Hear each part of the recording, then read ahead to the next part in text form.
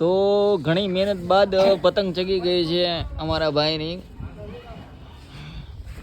ખેંચીને કોઈ કાપડું કાપી નાખે ને તો સારું ગોઠણી છે.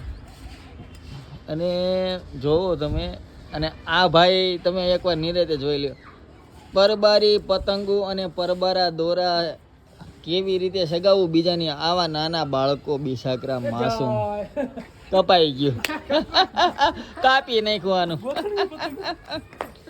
તો એવું નથી, એને ચગાવતા નથી આવડતું. તો આવી રીતે છોકરાઓ મારે છે. મારા ભાઈની એટલી વેલ્યુ.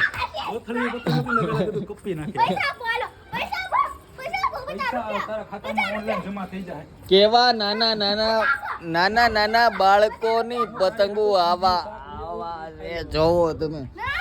આને તરત વિડીયો આવે એટલે અનફોલો કરી અને અનસબસ્ક્રાઇબ કરી દો. ગમે એમાં વિડીયો આવે એટલે